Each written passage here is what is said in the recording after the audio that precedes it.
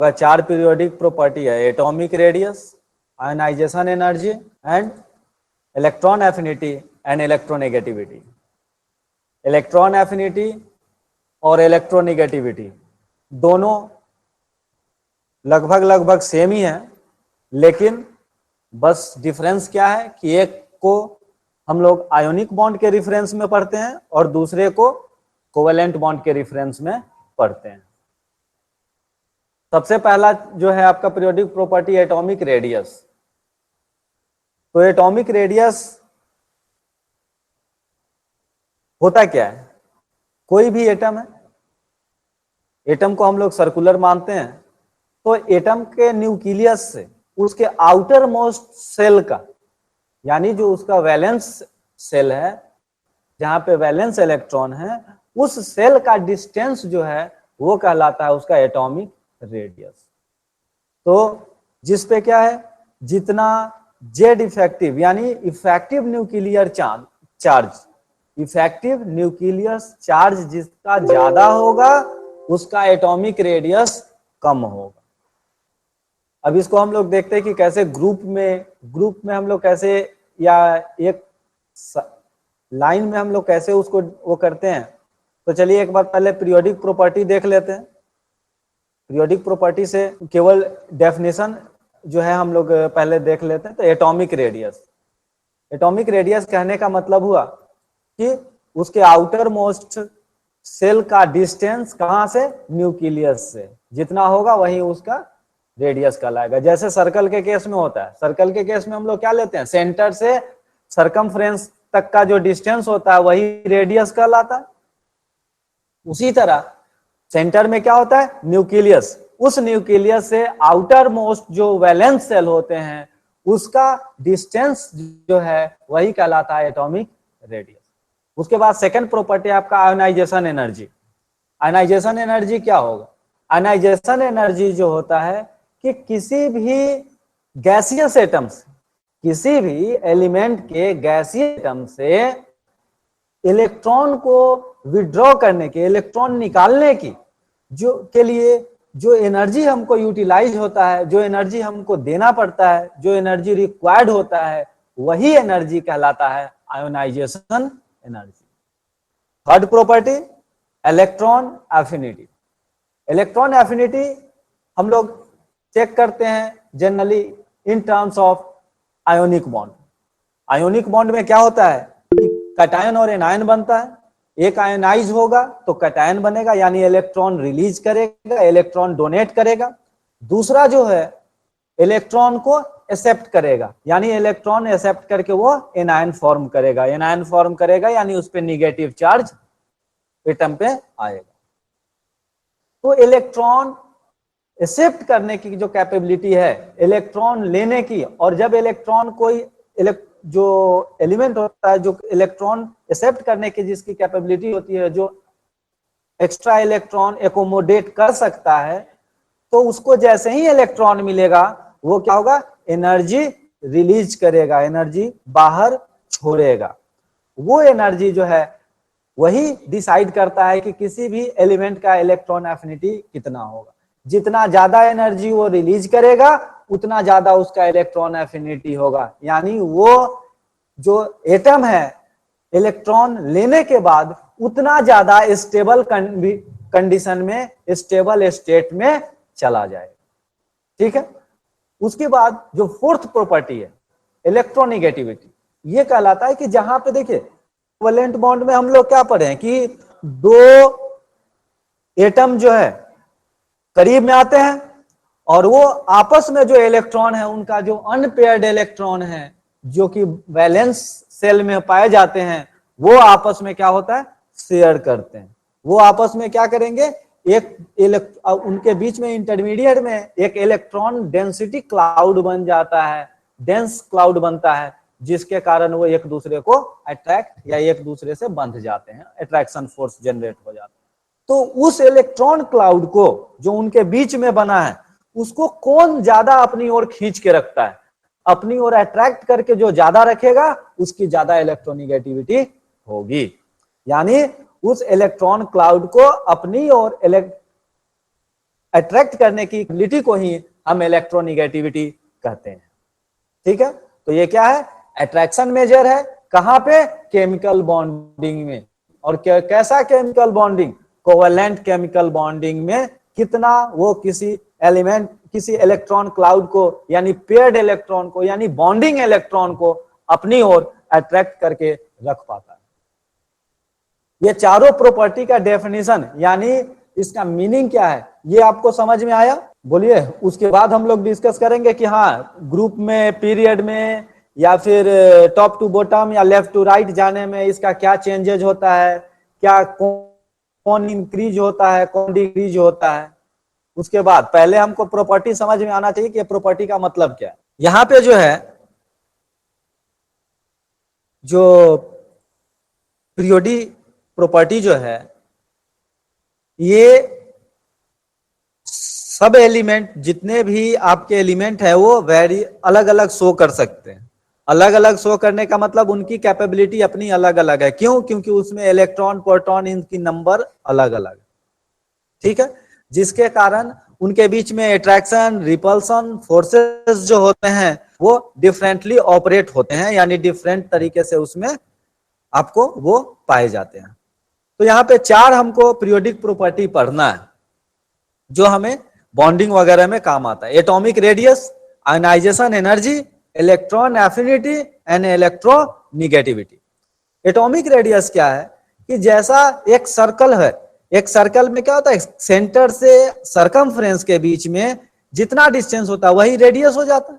तो एटम के उसमें क्या होगा, सबसे बाहरी सेल यानी वैलेंस सेल, वैलेंस सेल और उसका न्यूक्लियस सेंटर पे, तो न्यूक्लियस से वैलेंस सेल में का जो डिस्टेंस होगा वही उसका कहलाएगा एटॉमिक रेडियस।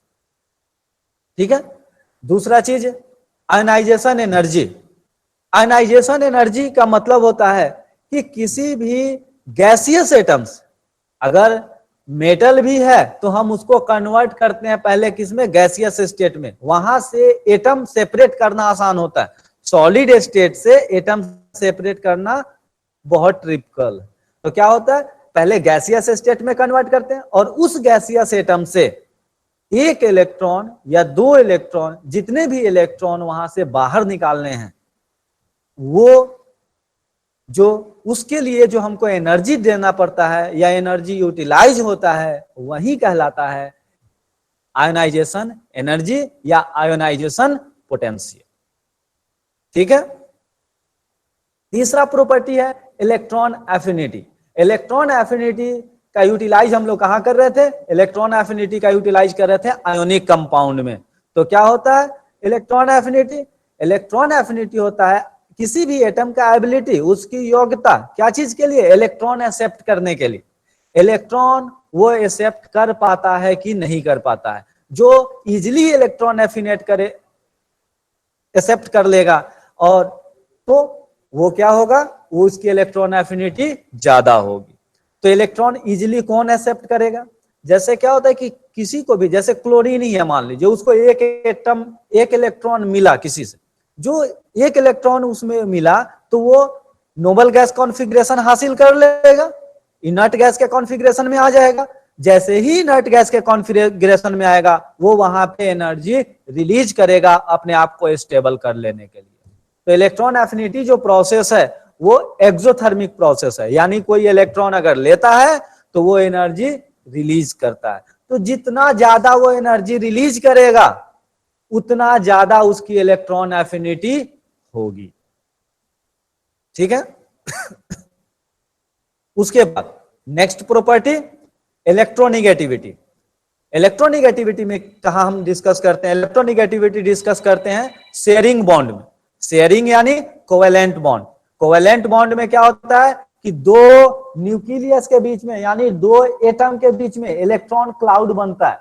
वो इलेक्ट्रॉन क्लाउड जो है दोनों न्यूक्लियस अट्रैक्ट करते हैं उसको, और उसी अट्रैक्शन फोर्स के बदौलत वो बॉन्डिंग फॉर्म करते हैं और एक बॉन्ड बना लेते हैं। ये चीज जो है, तो अब वो जो दो बॉन्ड बन गया, मान लीजिए दो एटम के बीच में इलेक्ट्रॉन क्लाउड डेवलप हो गया, उस इलेक्ट्रॉन क्लाउड को कौन सा एटम दोनों में अपनी ओर खींच के रखेगा। जो वही कैपेसिटी होती है, मेजर है ये, वही जो कैलकुलेशन है कि कौन किस किस उस इलेक्ट्रॉन क्लाउड को अपनी ओर ज्यादा खींच के रखेगा, तो जिसकी इलेक्ट्रोनिगेटिविटी ज्यादा होगी वो उसको ज्यादा अपनी साइड अट्रैक्ट करके रखेगा, वो उसकी इलेक्ट्रोनिगेटिविटी कहलाएगी। ठीक है, ये चारों प्रॉपर्टी थी। अब इनका कैसे वो वैरी करते हैं, एक ग्रुप में या पीरियड में कैसे वैरी करते हैं, तो एक बार हम लोग पीरियोडिक टेबल देख लेते हैं पहले। चलिए, ये रहा हमारा पीरियोडिक टेबल। पीरियोडिक मतलब रोटेशन क्या होता है, पीरियोडिक का मतलब हो गया आपका कि रिपीट होगा कुछ ना कुछ। तो इसको पीरियोडिक टेबल का अरेंजमेंट ही इस बेसिस पे किया गया है कि कुछ प्रॉपर्टीज जो होते हैं आफ्टर सम इंटरवल वो रिपीट होंगे, यानी एक ग्रुप में एक पीरियड में पाए जाने वाले जो एलिमेंट्स हैं और जो ये आपको जो भी उसके एटम्स हैं उसका प्रॉपर्टी आपस में क्या होता है कि किसी रूल्स या किसी रेगुलेशन के हिसाब से वैरी करता है या मैच करता है। जैसे विद इन द ग्रुप अगर हम ले रहे हैं, मान लीजिए यह हमारा फर्स्ट ए है, पहला ग्रुप, जिसमें helium, lithium, sodium, potassium, rubidium, caesium and francium है। इनमें क्या होता है कि जैसे जैसे हम इस ग्रुप में जो है ऊपर से नीचे की तरफ आएंगे, नए सेल जुड़ते चले जाते हैं, वैलेंस सेल, बाहरी सेल, और उससे क्या होता है कि इसका एटॉमिक रेडियस इंक्रीज करते चला जाएगा। यानी टॉप से बॉटम की तरफ, ऊपर से नीचे की तरफ अगर हम जाएंगे तो एटॉमिक रेडियस बढ़ते चला जाएगा। क्यों? क्योंकि वहां पे नया सेल इंक्रीज होते चला जाता है। कैसे, वो भी देख लेते हैं। जैसे हम यहाँ पे 4 एलिमेंट लेते हैं, कौन सा, hydrogen, lithium, sodium and potassium. इसी से चारों से हमारा क्लियर हो जाएगा कि डाउन द ग्रुप क्या होता है, इंक्रीज करता है या डिक्रीज करता है।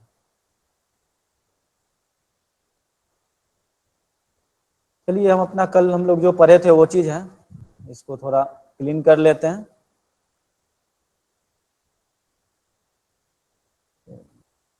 तो हमने 4 एटम लिया। पहला हाइड्रोजन, लिथियम, उसके नीचे सोडियम और उसके नीचे पोटेशियम के। अब देखिए, सोडियम के लिए, सोडियम का इलेक्ट्रॉनिक कॉन्फ़िगरेशन 1s, लिथियम का 1s2 और 2s1, 2s1। सोडियम का 1s2,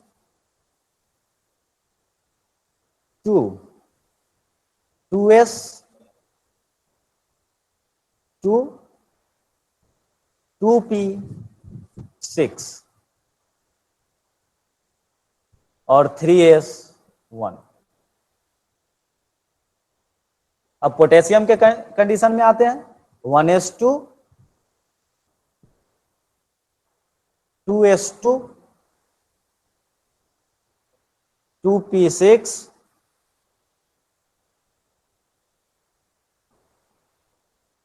3s1, 3p। कहीं गलत भी हुआ है?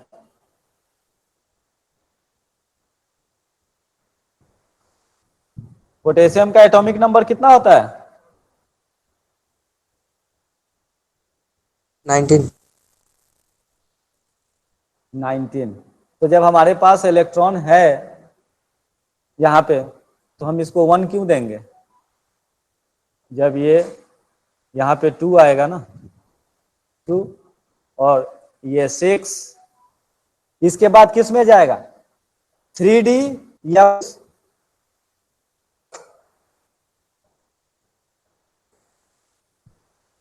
3p के बाद कौन सा इलेक्ट्रॉन ऑर्बिट आएगा, 3d या 4s? 4s 4s sir 4s 4s। क्यों? क्योंकि 4s का एनर्जी लेवल 3d से कम है, कम तो है। 4s 1। ठीक है, अब यहां पे देखिए, इसमें कितने सेल हैं, नंबर ऑफ सेल 1 सेल, इसमें 2 सेल, 1 और 2 दोनों हैं, इसमें 3 सेल और इसमें 4 सेल। कहा लास्ट इलेक्ट्रॉन देखिए कहां पे जा रहा है, लास्ट इलेक्ट्रॉन यहां पे जा रहा है 4s में, यानी 4th सेल भी है, यहां 3s में 3rd सेल है, यहां 2s में जा रहा है यानी 2 सेल है, और यहां पे 1s है इसलिए 1 है तो 1 ही सेल। अभी तो हम लोग डायग्रामेटिकली बना लेते हैं। H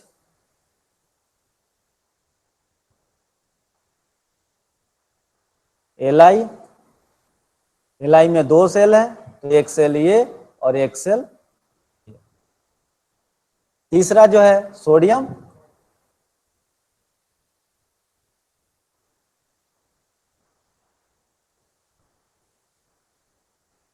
दो और ये 3। चौथा पोटेशियम, 1 2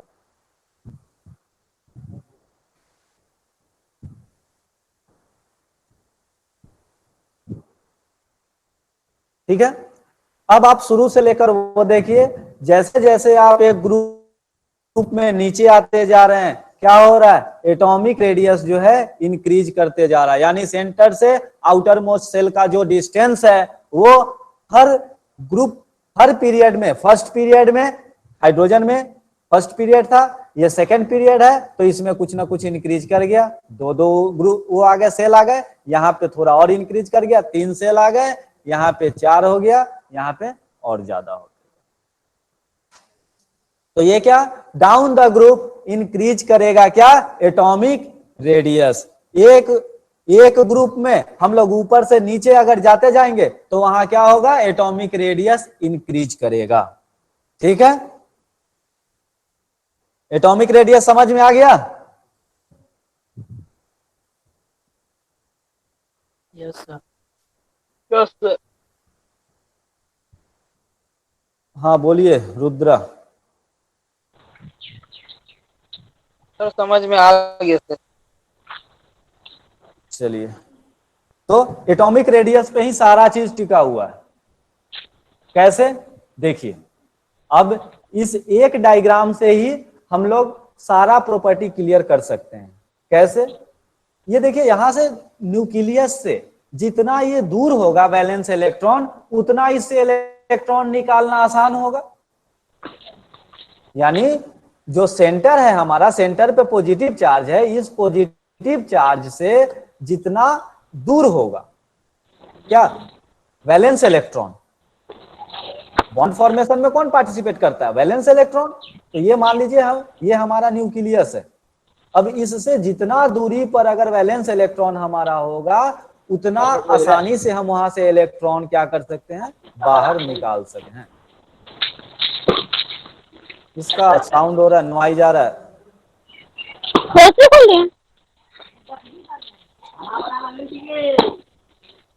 पूनम कुमारी, पूनम म्यूट करो। हाँ म्यूट कर लीजिए, आवाज नॉइज आ रहा है। साउंड आप अपना साउंड उधर से म्यूट, माइक म्यूट कर दीजिए। हाँ थैंक यू। तो देखिए, तो जैसे इससे न्यूक्लियस से डिस्टेंस बढ़ेगा आउटर मोस्ट यानी वैलेंस इलेक्ट्रॉन का, इस इलेक्ट्रॉन को यहां से निकालना उतना ही आसान होगा, यानी उतना ही कम एनर्जी हमको खर्च करना पड़ेगा। तो ऊपर से नीचे जैसे जैसे एटॉमिक रेडियस इंक्रीज कर रहा है, आयनाइजेशन एनर्जी भी क्या होगा, डिक्रीज करेगा। तो टॉप से नीचे की तरफ, यानी टॉप से ऊपर से, टॉप से बॉटम की तरफ, टॉप से डाउन आएंगे, ऊपर से नीचे आएंगे, तो वहां पे आयनाइजेशन एनर्जी क्या होगा, डिक्रीज करेगा, यानी हमको इलेक्ट्रॉन निकालना आसानी से पॉसिबल है यहां से। तो ये दूसरा प्रॉपर्टी हो गया, पहला एटॉमिक रेडियस, दूसरा आयनाइजेशन एनर्जी। तीसरा चीज इसी में मेटल का क्या प्रॉपर्टी होता है, मेटल का प्रॉपर्टी होता है कि आसानी से इलेक्ट्रॉन लूज कर देना। जो जितना आसानी से इलेक्ट्रॉन लूज कर देगा उसमें उतना ज्यादा मेटेलिक कैरेक्टर, यानी जो जितना आसानी से, यानी जिसको जितना कम एनर्जी खर्च करके इलेक्ट्रॉन निकाल बाहर कर दे रहा है, इलेक्ट्रॉन वहां से रिलीज कर दे रहा है, वो उतना ज्यादा मेटेलिक कैरेक्टर शो करेगा। तो डाउन द ग्रुप जैसे जैसे आयनाइजेशन एनर्जी डिक्रीज करेगा, मेटेलिक कैरेक्टर जो है इंक्रीज करेगा। इसको नोट कर लीजिए, एम मेटेलिक कैरेक्टर M.C। तो मेटेलिक कैरेक्टर क्या होगा, इंक्रीज करेगा। कब, जैसे जैसे आयनिक कैरेक्टर डिक्रीज करेगा। यानी डाउन द ग्रुप जैसे ऊपर से नीचे की तरफ आते जाएंगे, मेटेलिक कैरेक्टर भी बढ़ते जाएगा। यानी हाइड्रोजन जो है एक नॉन मेटल है, हाइड्रोजन से नीचे, लेकिन हाइड्रोजन का कुछ एक्सेप्शन भी है कि वो 1 वैलेंसी शो करता है, आउटर एस ऑर्बिट में एक इलेक्ट्रॉन पाया जाता है, इसलिए इसको मेटल के साइड इसी साइड रखा जाता है। उसके नीचे लिथियम, लिथियम से अच्छा मेटल सोडियम, सोडियम से अच्छा मेटल पोटेशियम, पोटेशियम से ज्यादा मेटेलिक कैरेक्टर उसके नीचे वाला, उसके नीचे वाला उसे और ज्यादा, और सीजियम सबसे ज्यादा मेटेलिक कैरेक्टर शो करता है। ठीक है, तो डाउन द ग्रुप जैसे जैसे ऊपर से नीचे की तरफ आएंगे, मेटेलिक कैरेक्टर भी इंक्रीज करेगा। जब मेटेलिक कैरेक्टर इंक्रीज करेगा तो नॉन मेटेलिक कैरेक्टर ऑटोमेटिक है कि डिक्रीज करेगा। ठीक है, तो यहां से हम लोग का 4 प्रॉपर्टी हो गया। कौन कौन सा, atomic radius, ionisation energy, metallic character and non metallic character. ठीक है, अब चलिए नेक्स्ट, इतना चीज समझ में आ गया। यस उसके बाद अब हम लोग, हाँ बोलिए,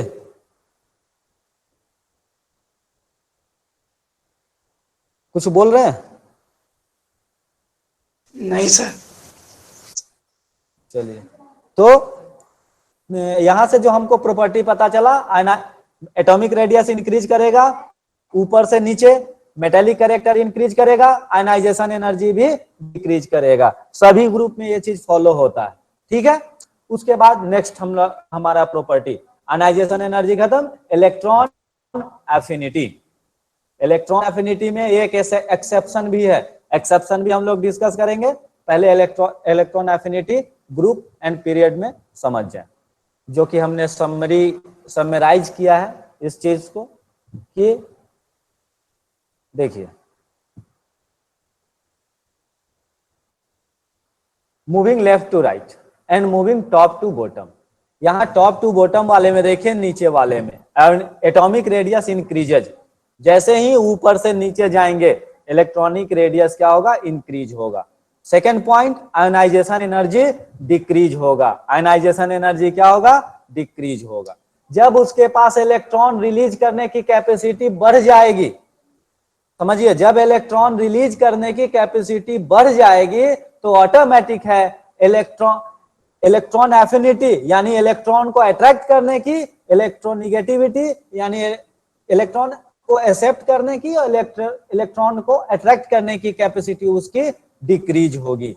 तो जैसे ही एटॉमिक टॉप टू बॉटम में क्या होगा, ऊपर से नीचे आएंगे, एटॉमिक रेडियस इंक्रीज करेगा, आयनाइजेशन एनर्जी डिक्रीज करेगा, इलेक्ट्रॉन एफिनिटी डिक्रीज करेगा, और इलेक्ट्रोनिगेटिविटी भी डिक्रीज करेगा। यानी टॉप टू बॉटम में क्या होगा, इलेक्ट्रॉन जो है एकोमोडेट करने की या इलेक्ट्रॉन क्लाउड को अट्रैक्ट करने की, दोनों की कैपेसिटी भी डिक्रीज होगी। यानी ऊपर से जैसे नीचे नीचे हम लोग आते जाएंगे,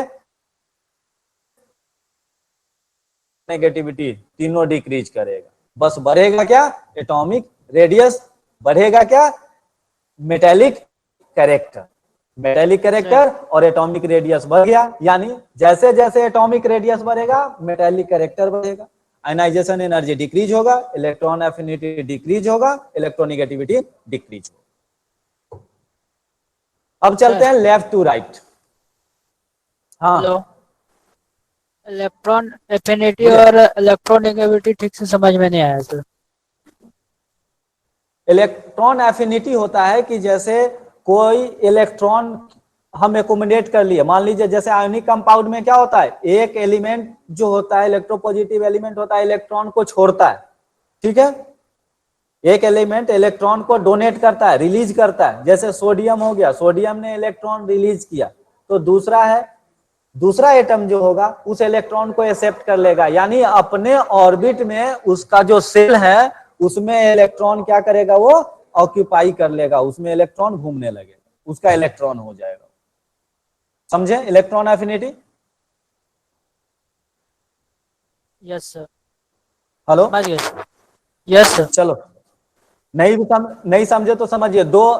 एक यहाँ पे दो आदमी है, एक ए है और एक बी है, तो चलिए एग्जांपल से भी डिस्कस कर लेते हैं। दो हैं, ये चीज देखो, इलेक्ट्रॉन एफिनिटी इलेक्ट्रोनिगेटिविटी समझ लो, ये बार बार यूज होगा जहां भी जाएंगे आप। पीरियोडिक प्रॉपर्टी इतना इसीलिए पढ़ना पड़ता है। ए है और बी है, ठीक है। अगर ये इलेक्ट्रॉन क्या करता है, रिलीज करता है, ए इलेक्ट्रॉन को छोड़ देता है, ए के पास एक इलेक्ट्रॉन है, इसका न्यूक्लियस उतना कैपेबल नहीं है कि इस इलेक्ट्रॉन का चार्ज को वो इस इलेक्ट्रॉन को अट्रैक्ट करके रख पाए, तो बी उससे ज्यादा इलेक्ट्रॉन बी को अट्रैक्ट करने के लिए ज्यादा कैपेबल है, तो ये इलेक्ट्रॉन मान लीजिए किसके पास आ गया, बी के पास। यहां से इलेक्ट्रॉन गायब और वो चला गया बी के पास। इस इलेक्ट्रॉन को यहां से गायब कर देते हैं, यहां चला गया बी के पास। अब ये बी जो है इस इलेक्ट्रॉन को एक्सेप्ट कर लेगा, तो जब बी इस इलेक्ट्रॉन को लेगा तो ये नोबल गैस हो जाएगा। जैसे हम लोग देख लेते हैं सोडियम क्लोराइड मान लेते हैं, NaCl, Na, इसका इलेक्ट्रॉनिक कॉन्फ़िगरेशन 2 6 और 1, 1s2 2s2 2p6 और ts1। ये 1 जो आउटर मोस्ट इलेक्ट्रॉन है ये इसको लूज कर देगा, ठीक है। लूज करने के बाद ये क्या बन गया अपने आप, ये क्या बन गया, Na+,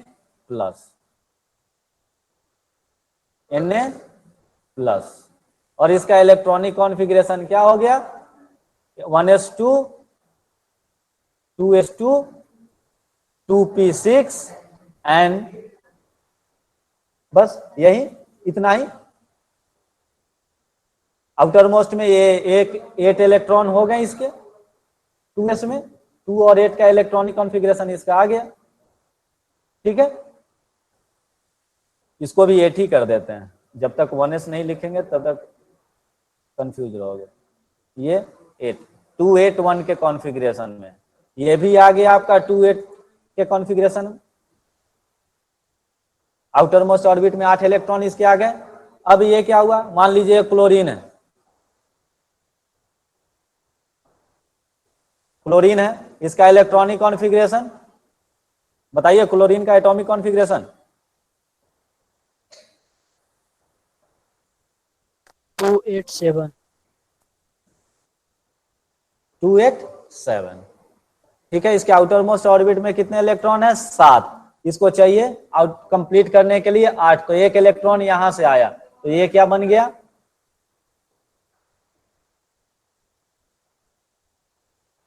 ये बन गया Cl- और 2 और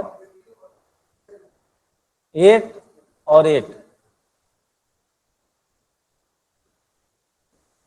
अब जैसे ही ये यहां से ये एक इलेक्ट्रॉन इधर की तरफ ट्रांसफर हुआ, एक इलेक्ट्रॉन ये लिया, यही कहलाता है कि एक इलेक्ट्रॉन को ये रख पाएगा या नहीं। इस एक इलेक्ट्रॉन को जो ये एक्सेप्ट किया, ये इसकी इलेक्ट्रॉन एफिनिटी है,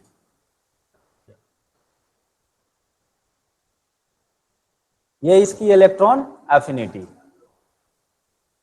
समझ में आया? Yes sir. Yes sir.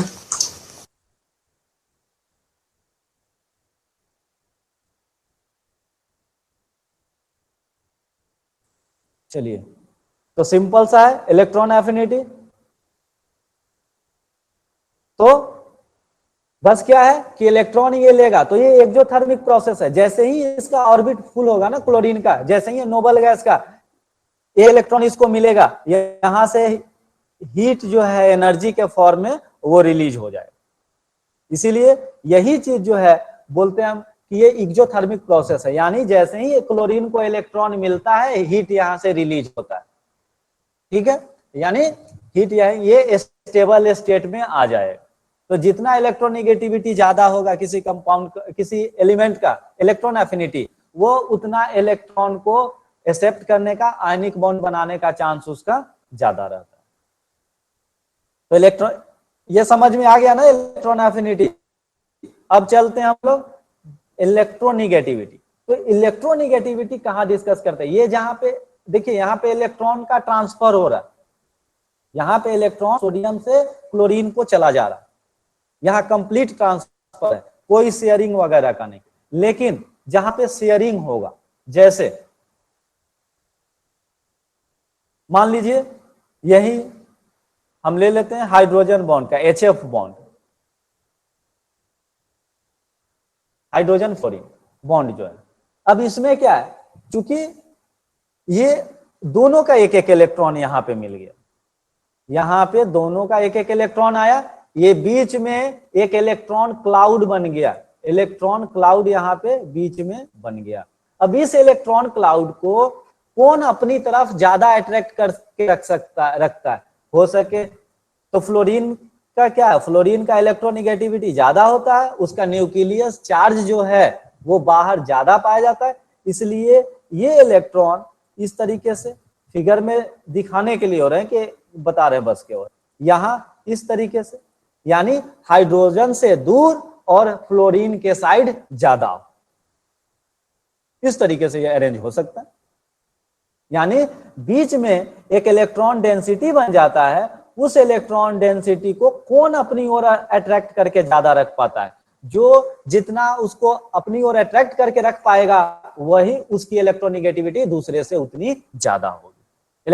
Electronegativity वही चीज है, अट्रैक्ट करने की कैपेबिलिटी, उसके इलेक्ट्रॉन क्लाउड को अपनी ओर खींच के रखने की कैपेबिलिटी।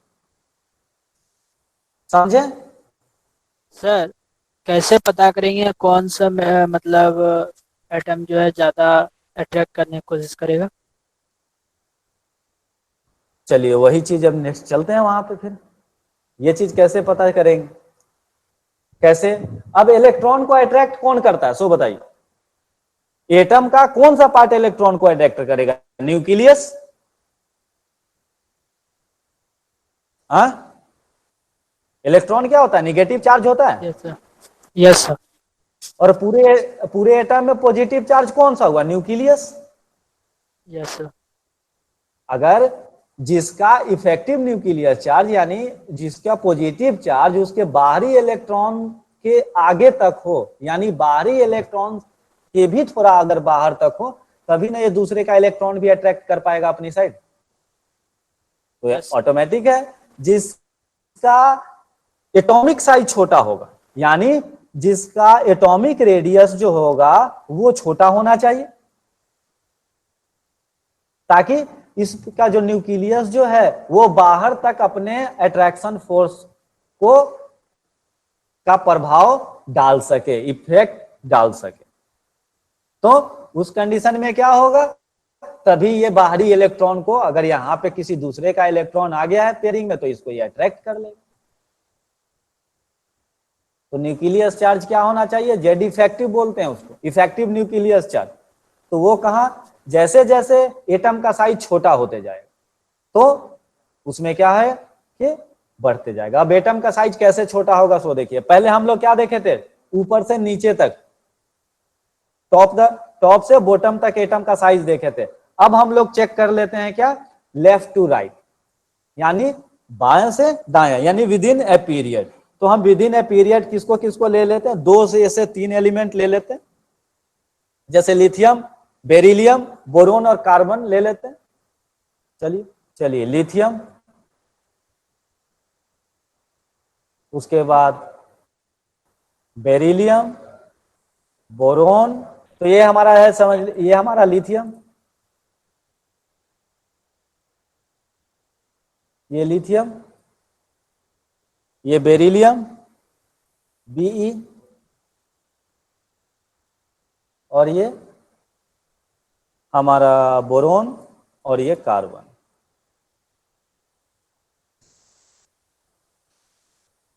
एटॉमिक नंबर लिथियम का कितना होता है बताइए? 3 होता है, 3।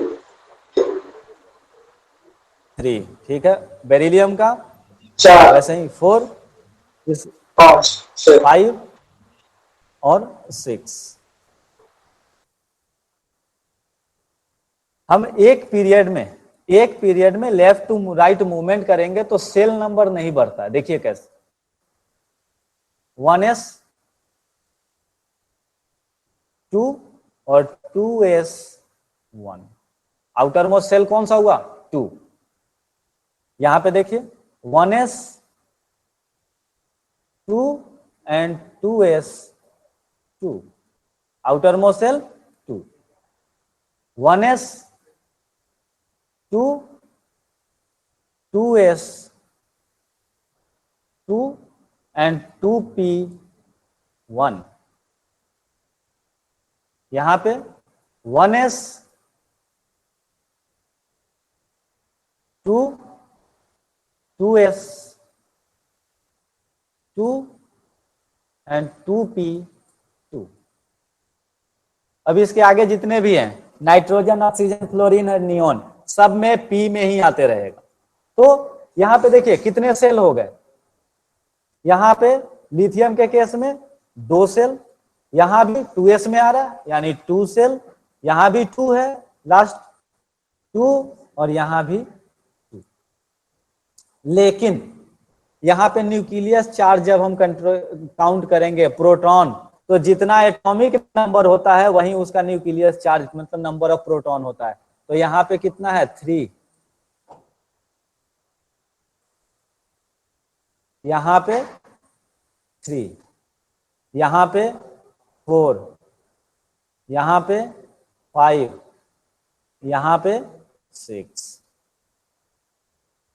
यानी सेम ऑर्बिट में डिस्टेंस नहीं बढ़ रहा है, लेकिन क्या हो रहा है? न्यूक्लियस पे चार्जेस बढ़ रहे हैं और इलेक्ट्रॉन जो है उसी ऑर्बिट में बढ़ रहे हैं, जिसमें पहले वो जैसे 2 में है तो 2 ही में, 2 पीरियड वाले जितने भी हैं सबके इलेक्ट्रॉन किस में बढ़ रहे हैं? 2 में ही। तो उससे क्या हो रहा है कि ये जो आउटर मोस्ट ऑर्बिट से और सेंटर से जो अट्रैक्शन फोर्स है वो क्या है? ज्यादा है। जैसे इस पे बाहर वाले में कितने इलेक्ट्रॉन थे? 2, यहां पे बाहर में 3 इलेक्ट्रॉन, यहां 4 इलेक्ट्रॉन, 2s पे 2 और 2p पे 2। अब देखिए यहां से जो अट्रैक्शन होगा ये इतना ही डिस्टेंस पे लगेगा, ये भी इतना ही डिस्टेंस पे लगेगा। तो फोर्स क्या होता है? इलेक्ट्रोस्टैटिक फोर्स बोलता है F equal to K Q1 into Q2, Q1 into Q2 by R square.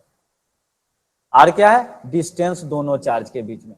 तो यहां देखिए इलेक्ट्रॉन और प्रोटॉन के बीच में जो न्यूक्लियस और इलेक्ट्रॉन के बीच में डिस्टेंस जो है वो सेम रह रहा है, डिस्टेंस सेम है लेकिन चार्जेस दोनों बढ़ रहे हैं। तो दोनों उससे क्या होगा? ये F का वैल्यू इंक्रीज होगा। F का वैल्यू इंक्रीज होगा यानी जो आउटर मोस्ट ऑर्बिट है वो टाइटली पैक्ड है और वो एक दूसरे के और करीब आ जाएंगे, नजदीक आ जाएंगे जब खिंचाव ज्यादा होगा।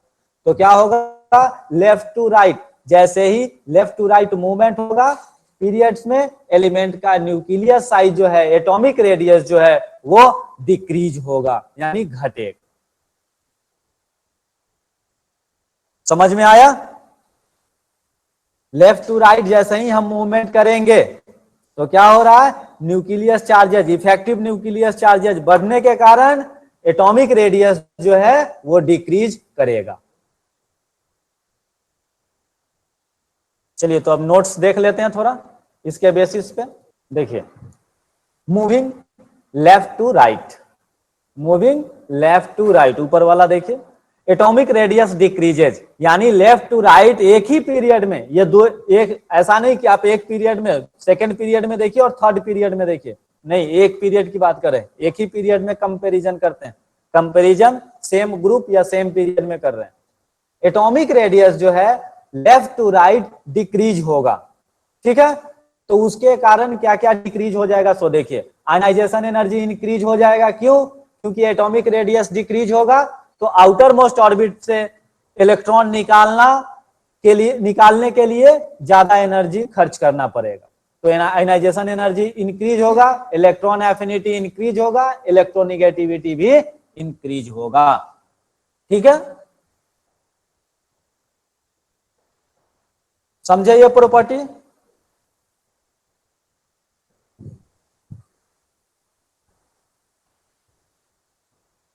बोलिए, समझ में आया?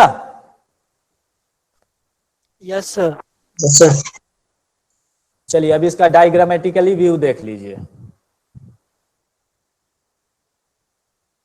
ये देखिए एटॉमिक रेडियस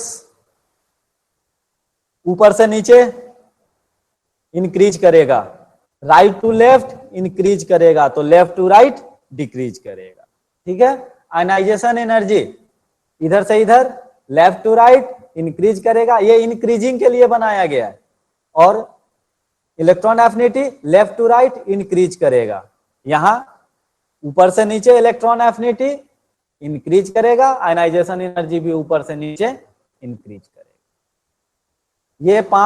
ये फिगर और वो जो 5 से 6 पॉइंट है, यानी एक पॉइंट कौन सा, एटॉमिक रेडियस, उसके बेसिस पे आप सब कुछ डिस्क्राइब कर सकते हैं। एटॉमिक रेडियस जिधर इंक्रीज करेगा आयनाइजेशन एनर्जी उधर इंक्रीज करेगा, बाकी सारा डिक्रीज करेगा। एटॉमिक रेडियस जिधर डिक्रीज करेगा आयनाइजेशन एनर्जी डिक्रीज करेगा, बाकी सारा इंक्रीज करेगा। आसान है पीरियोडिक प्रॉपर्टी?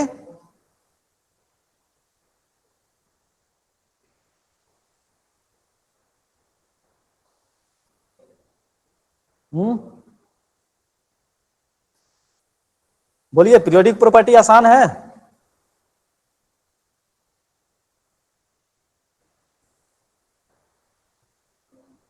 इसका स्नैप ले सकते हैं आप लोग। पहला इसका स्नैप ले लीजिए। ले लिए सर। तीनों का स्नैप हो गया है ना? जिन्होंने नहीं लिया है वो ले लें एक बार, ये दूसरे का, और इसके बाद ये तीसरा।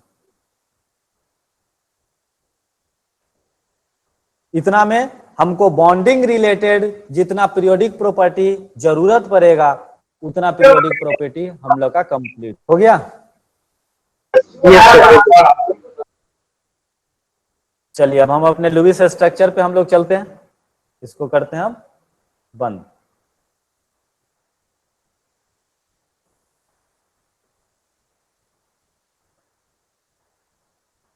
अब चलते हैं, कल का जो टॉपिक था हमारा लुईस स्ट्रक्चर।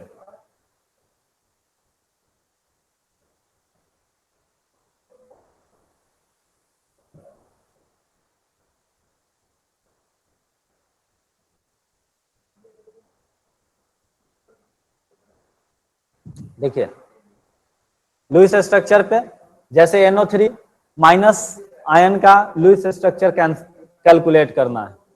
सबसे पहले क्या कैलकुलेट करेंगे, वैलेंस इलेक्ट्रॉन कितने हैं।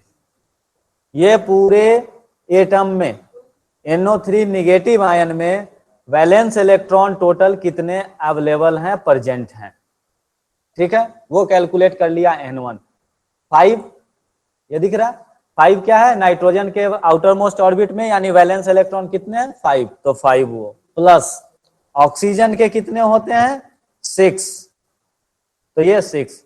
एटम कितने हैं ऑक्सीजन के 3, इसलिए 3 से मल्टीप्लाई कर दिया, यानी 18 इसके वैलेंस इलेक्ट्रॉन ऑक्सीजन के हो जाएंगे। माइनस चार्ज है एक इलेक्ट्रॉन इसने इस पे अधिक है इसके सिवा, तो एक इलेक्ट्रॉन +1 हमने कर दिया, टोटल हो गया हमारा 24। वैलेंस इलेक्ट्रॉन हमने कैलकुलेट कर लिया, कितने 24। यही वैलेंस इलेक्ट्रॉन जो हैं क्या बनाएंगे, बॉन्डिंग में जाएंगे और लोन पेयर बनाएंगे। यानी लुईस स्ट्रक्चर्स में हम लोग केवल वैलेंस इलेक्ट्रॉन को रिप्रेजेंट करते हैं। स्ट्रक्चरल डायग्राम किसका बनाते हैं, केवल वैलेंस इलेक्ट्रॉन का। तो वैलेंस इलेक्ट्रॉन हमारे कितने हो गए 24। दूसरा चीज है कि लुईस स्ट्रक्चर किस पे बेस्ड है, लुईस स्ट्रक्चर बेस्ड है ऑक्टेट फॉर्मूला पे। यानी ऑक्टेट रूल कंप्लीट होना चाहिए, यानी हर एटम के बाहरी ऑर्बिट में 8 इलेक्ट्रॉन प्रेजेंट हो जाए तो लुईस स्ट्रक्चर बन जाएगा। तो 8 एटम प्रेजेंट होने के लिए टोटल नंबर ऑफ इलेक्ट्रॉन कितने चाहिए ये हम लोग कैलकुलेट करते हैं, N2।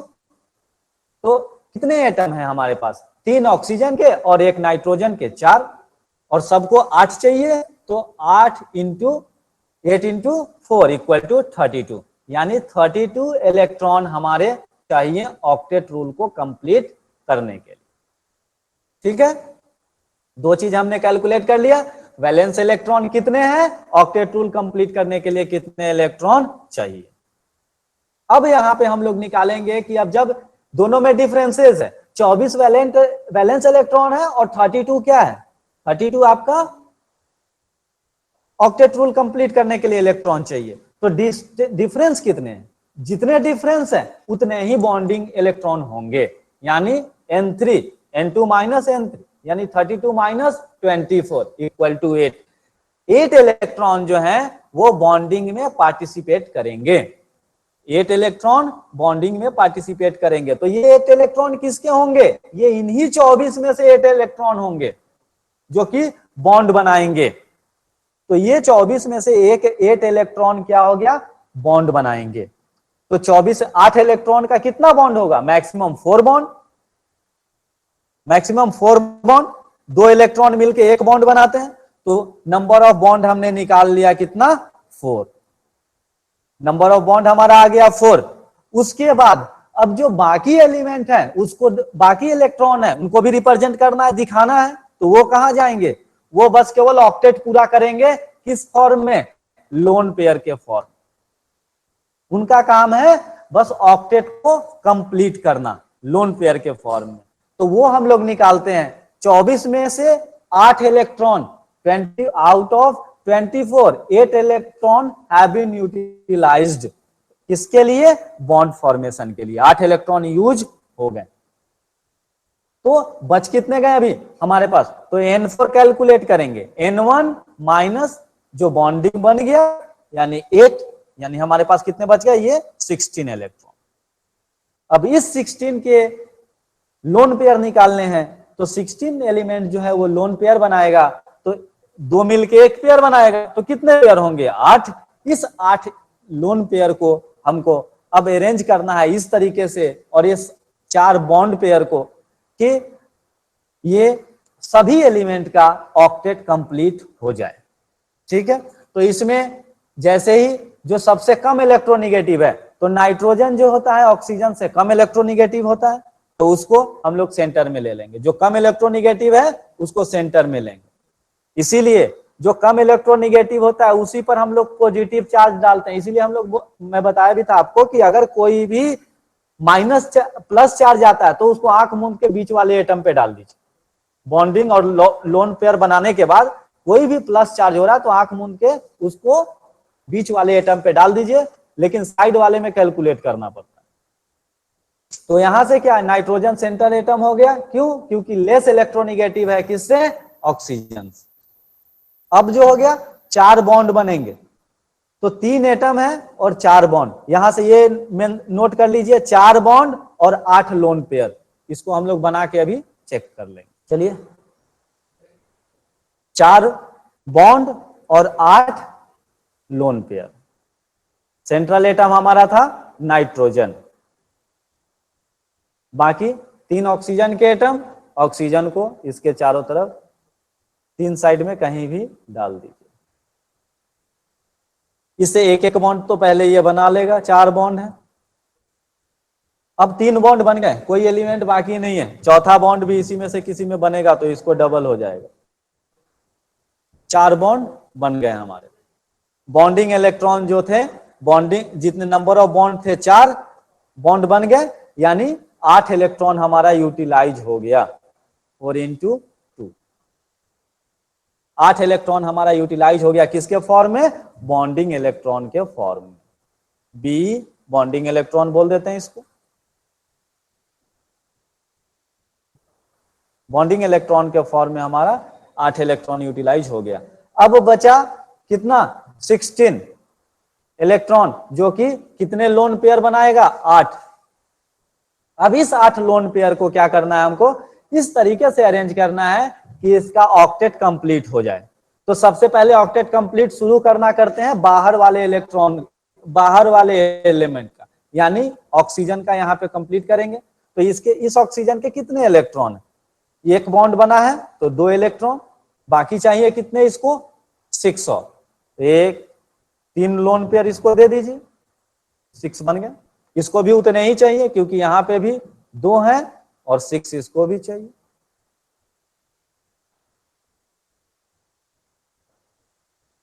एट हो गए इसके भी। और इसको, इसके 2 बॉन्ड बने हुए हैं, 2 बॉन्ड बने हुए हैं, यानी 2 2 4 हैं। अब इसको कितना चाहिए? 4 और, तो 2 इसको 2 लोन पेयर दे देंगे इसको। ये हो गया हमारा कंप्लीट। अब उस पे माइनस चार्ज भी है। अब माइनस चार्ज किस पे जाएगा? तो वहां हमको कैलकुलेट करना है FC, यानी फॉर्मल चार्ज। फॉर्मल चार्ज जितने भी एटम हैं सबके लिए, यहां नाइट्रोजन के का 1 एटम, ऑक्सीजन का 3 एटम, तो टोटल 4, चारों के लिए कैलकुलेट करेंगे।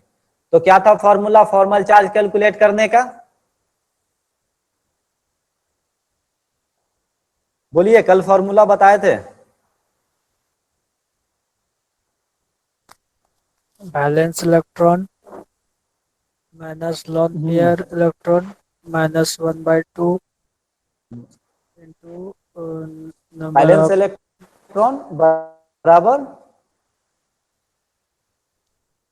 Balance electron minus lone pair electron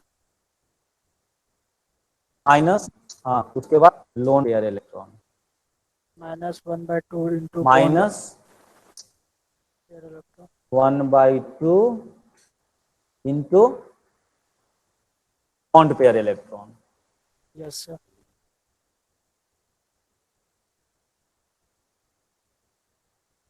बस इतना फॉर्मूला है। इसी फॉर्मूले पे हम सबका लोन पेयर और बॉन्ड पेयर कैलकुलेट कर सकते हैं। जैसे देखिए, फॉर्मल चार्ज किस पे? ऑक्सीजन, वो 1 कर देते हैं इसको,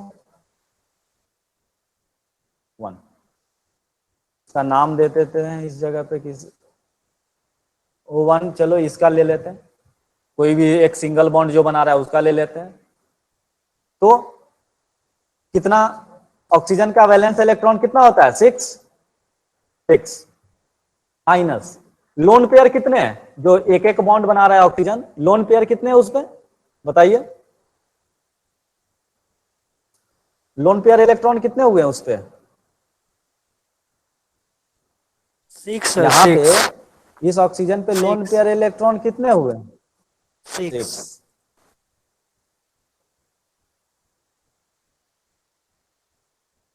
चलिए 6, तो यहाँ पे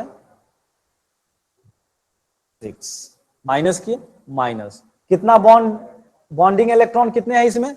2 2 यही ना बॉन्डिंग इलेक्ट्रॉन हुए, ये 2। हाँ तो 1/2 इंटू 2, 2 से 2 कैंसिल, 6 माइनस 6 0, और ये आ गया -1। यानी इस इलेक्ट्रॉन इस ऑक्सीजन पे कितना चार्ज है? -1। सेम टू सेम वही कैलकुलेशन है, यहां भी क्या होगा? -1। ठीक है। अब नेक्स्ट कैलकुलेट करते हैं FC किस पे? सेकेंड वाले पे, इस पे जो डबल बॉन्ड बनाया है। FC इस पे O3 पे, क्योंकि डबल बॉन्ड बनाया है। तो यहां पे वैलेंस इलेक्ट्रॉन इसके भी कितने होंगे? 6 ही होंगे। लोन पेयर कितने हैं? और लोन पेयर इलेक्ट्रॉन बताइए। Four four 4 minus bonding electron कितने हैं? -1/2 into bonding electron is equal to 4 electron. 1/2 into कितना हो जाएगा? 4 4। 4। ठीक है, good.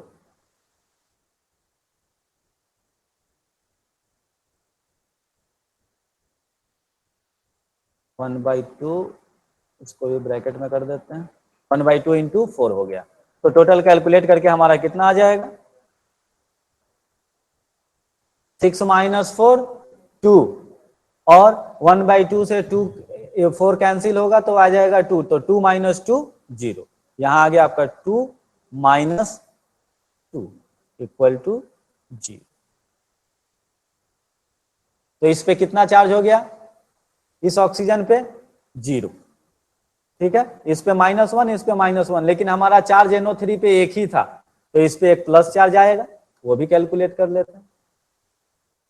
Formal charge on nitrogen, formal charge on nitrogen. Nitrogen का वैलेंस इलेक्ट्रॉन बताइए कितना होगा? नाइट्रोजन का वैलेंस इलेक्ट्रॉन 5। 5। हाँ, लोन पेयर एक भी नहीं है इसमें। बॉन्डिंग इलेक्ट्रॉन कितने हैं? 1 2 3 4 8। 5 6 7 8, 8 बॉन्डिंग इलेक्ट्रॉन। तो यहाँ क्या करेंगे हम लोग? 1/2 8। यहां से जो हमारा वैल्यू आ जाएगा,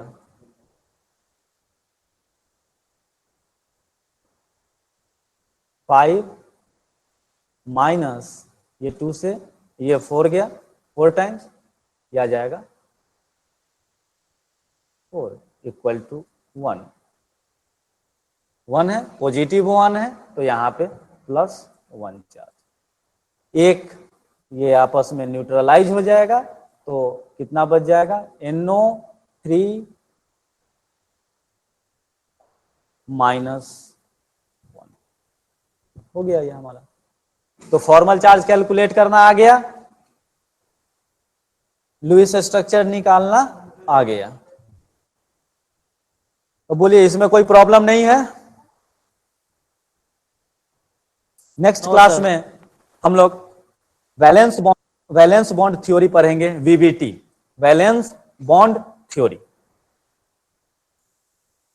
उसमें अब ये भी पढ़ेंगे, जैसे लुईस स्ट्रक्चर है, लुईस स्ट्रक्चर ने केवल स्ट्रक्चर दिया, ये नहीं बताया कि ये कैसा डायग्राम इसका कैसा होगा, इसका जो स्ट्रक्चर जो मॉलिक्यूल है किस तरीके से अरेंज होगा ये नहीं बताया, यानी बॉन्ड लेंथ बॉन्ड एंगल नहीं बताया लुईस स्ट्रक्चर ने।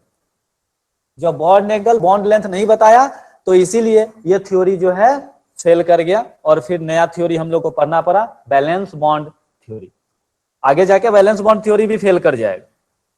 जैसे हम लोग एटॉमिक स्ट्रक्चर में पढ़ते थे ना, डाल्टन भी फेल कर गया, रदरफोर्ड भी फेल कर गया, फिर बोर का भी मॉडल फेल कर गया, उसके बाद स्क्रोडिंगर का मॉडल चल रहा है। वैसे ही हम इसमें भी अभी लुईस का स्ट्रक्चर, लुईस ने सबसे पहले बताया था कि कोवेलेंट बॉन्ड भी बनता है, यानी दो आसपास के इलेक्ट्रोनेगेटिव एलिमेंट मिल जाएंगे तो वो कोवेलेंट बनाएंगे, दोनों इलेक्ट्रॉन कोई डोनेट करना चाहेगा नहीं, तो उस कंडीशन में क्या होगा?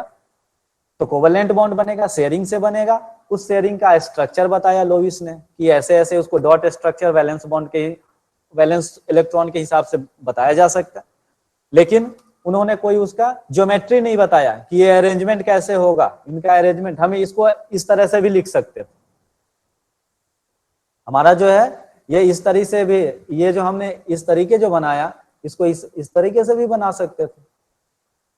नाइट्रोजन ये हुआ, इधर डबल बॉन्ड कर दिए, इधर ऑक्सीजन कर देते हैं, ये सिंगल बॉन्ड का, इधर सिंगल बॉन्ड।